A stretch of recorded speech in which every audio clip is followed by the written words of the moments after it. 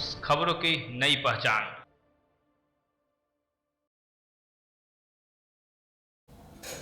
नमस्कार, आप देख रहे हैं के न्यूज। मैं हूं रिचा। देश में कोरोना का प्रहार जारी है। कोरोना के कारण हर कोई परेशान और हैरान है। कोरोना के बचाव हेतु सरकार कई योजनाओं के तहत अभियान चला रही है। देश के भविष्य को निखारने वाली संस्थाएं आज बेरोजगारी के कगार पर आ गई है। देखिए स्कूल से जुड़ी जमीयत दास्ता क्या कहते हैं और स्कूल के संचालक क्या कहते हैं। नमस्कार, आप देख रहे हैं के न्यूज। मैं हूं रुस्तम। इस वक्त हम पहुंचे हैं एक निजी विद्यालय में।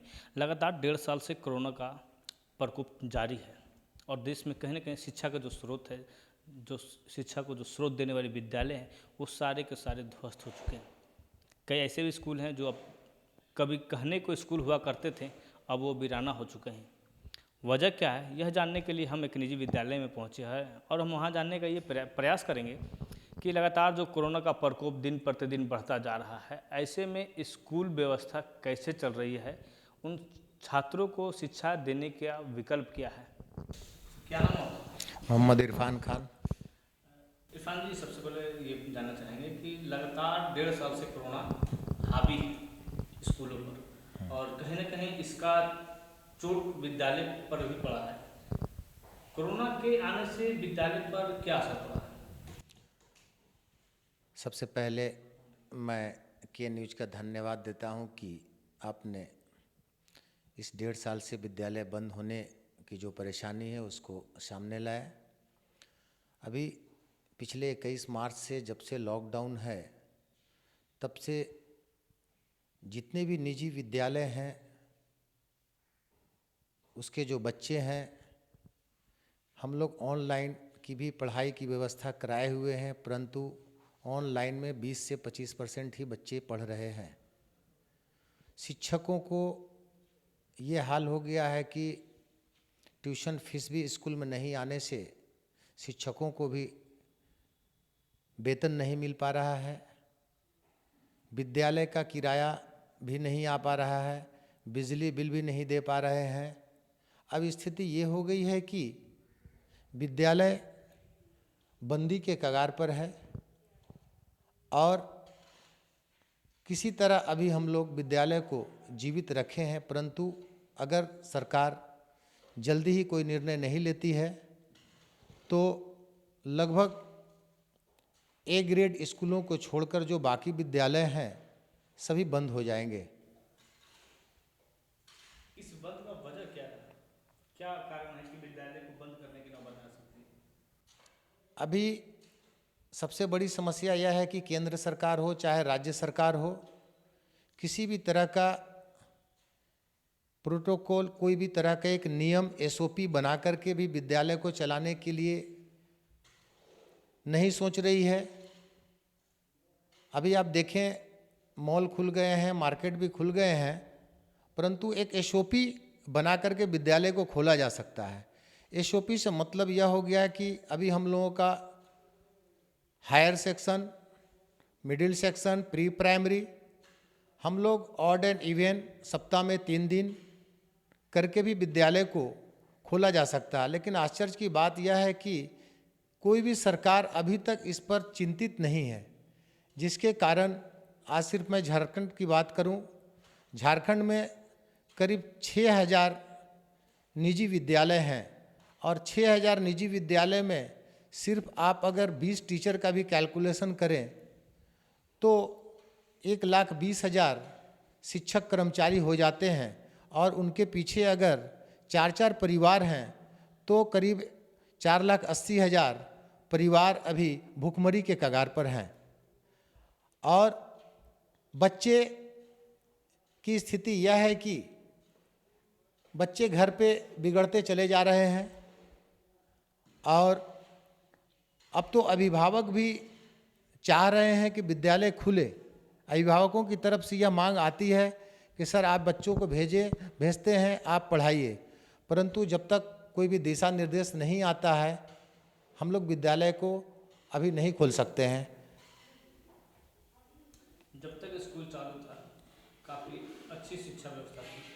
क्या लगता है कि जब ये स्कूल खोलने के जब निर्णय सरकार लेगी तो शिक्षा का क्या अस्तित्व रह जाएगा? शिक्षा का अस्तित्व सर, हम आपको एक एग्जाम्पल बताते हैं कि हमारे यहाँ कोई बच्चा लॉकडाउन के समय यूकेजी क्लास में पढ़ता था। अब अगर अभी 2 साल के बाद विद्यालय खुलेगा तो वह सीधे क्लास 3 में आएगा। तो आप समझ सकते हैं कि जो बच्चा यूकेजी में पढ़ा, 1 में नहीं पढ़ा, 2 में नहीं पढ़ा, अब वो 3 में आएगा, तो 3 के बच्चों को टीचर्स कैसे पढ़ाएंगे? क्योंकि उस समय वह 2 अक्षर 3 अक्षर लिखता था, अब यहाँ पूरा रीडिंग आएगा। और जूनियर क्लास के जो बच्चे होते हैं उन्हें ऑनलाइन पढ़ाना बहुत ही मुश्किल है, क्योंकि मुझे ऑनलाइन में कुछ भी बच्चों को समझ में नहीं आता है। और हम लोग जो विद्यालय चला रहे हैं, फर्स्ट टाइम ऐसा हुआ है कि लॉकडाउन हुआ है और ऑनलाइन आया है। एक घर में अगर 3 बच्चे हैं तो तीनों के पास एंड्रॉयड मोबाइल भी नहीं है कि बच्चे ऑनलाइन से जुड़ेंगे। उस स्थिति में बच्चों का जो आने वाला भविष्य है उसका पढ़ाई बहुत ही कमज़ोर हो जाएगा। सरकार तो कहती है कि स्कूल के लिए कुछ व्यवस्था किया जा रहा है। सरकार कहती है कि व्यवस्था किया जा रहा है, परंतु हम लोग बहुत सारे निजी विद्यालय मिलकर भी शिक्षकों कर्मचारियों को, हम लोगों का जो यूडैश कोड होता है उसमें सभी शिक्षकों का आंकड़ा सरकार के पास है। हम लोगों ने सरकार से, राज्य सरकार से, केंद्र सरकार से भी राहत पैकेज की मांग की कि कुछ राहत पैकेज 5,000 रुपया महीना हो, कुछ राशन हो, तो उसकी व्यवस्था कराई जाए। परंतु वहाँ से भी अभी तक कोई भी समाधान हम लोगों को नहीं नज़र आ रहा है। इस तरह इन्होंने स्कूल का आंकड़ा दिया कि लगभग एक टीचर से 4 परिवार चलते हैं। कुल मिलाकर लगभग 5 से 6 लाख जो जीविका है वो स्कूल पर निर्भर हो चुकी है। लेकिन लॉकडाउन में वो जीविका पूरी तरह से ध्वस्त हो चुकी है, क्योंकि स्कूल बंद पड़ा हुआ है।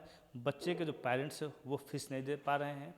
शिक्षकों को कितनी दिक्कतों का सामना करना पड़ता है? दिक्कतों का सामना अभी मैं बता दूं कि लगभग जितने भी निजी विद्यालय के शिक्षक हैं 70 से 80% विद्यालय को छोड़ चुके हैं। कोई सब्जी बेच रहे हैं, कोई अन्य कार्यों में लगे हुए हैं, क्योंकि हमारे पास भी जब ट्यूशन फीस नहीं आ रहा है तो हम लोग भी अब हाथ उठा लिए हैं कि आप लोग भी कोई अन्य रोजगार देख ले। क्योंकि अभी तक हम लोगों के सामने अभी भी समझ में नहीं आ रहा है कि विद्यालय खुलेगा कि नहीं। अभी 17 से 18 महीने हो गए हैं, अभी और कितने दिन बंद रहेंगे?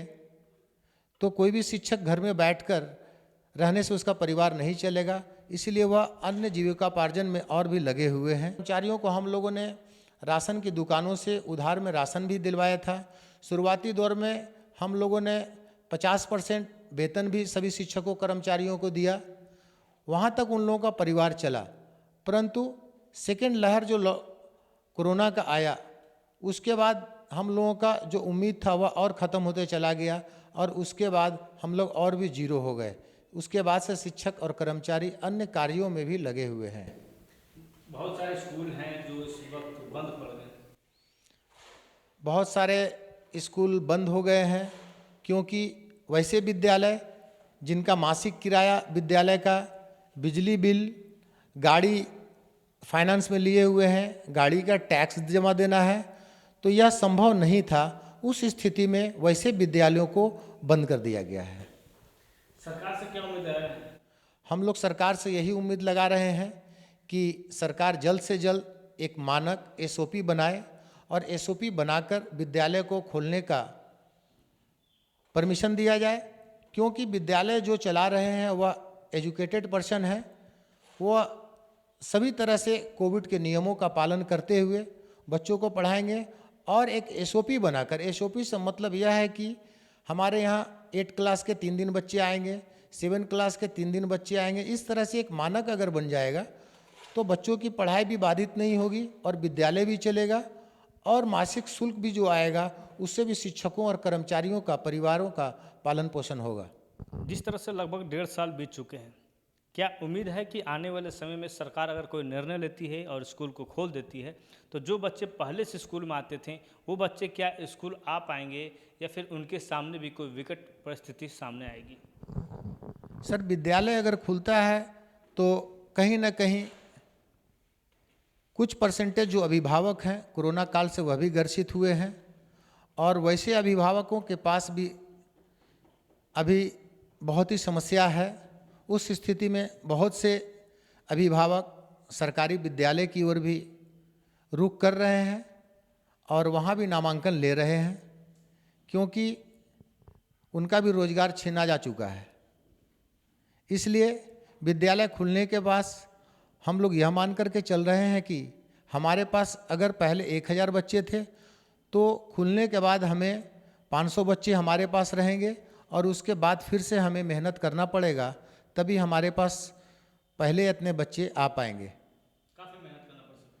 काफ़ी मेहनत करना पड़ेगा, क्योंकि हमारे पास शिक्षक भी अभी काफ़ी ज़्यादा छोड़ चुके हैं। नए शिक्षकों को भी भर्ती करना पड़ेगा। बच्चे जो सरकारी विद्यालय में चले गए हैं, पहले तो अभिभावक हमारे यहाँ जो बच्चे पढ़ते थे वो टॉप करते थे, किसी कारण अभाव में वो सरकारी विद्यालय में बच्चों को ले गए, लेकिन बच्चे वहाँ जाना नहीं चाहते हैं, क्योंकि वहाँ का पढ़ाई का माहौल अच्छा नहीं मिलता है। शुरुआती दौर में तो वह अपने बच्चों को ले जाएंगे, परंतु कुछ ही दिनों में वह फिर हमारे निजी विद्यालयों की ओर अपने बच्चों को लाकर नामांकन कराएंगे। स्कूल भी तो बंद पड़ा हुआ है। सर से फायदा क्या हो रहा है? सर सरकारी विद्यालय बंद पड़ा हुआ है, परंतु सरकारी विद्यालय में खाना पूर्ति के नाम पर अभी देखें डिजी ऐप सरकार ने बताया कि डिजी ऐप बना करके बच्चों को पढ़ाएं।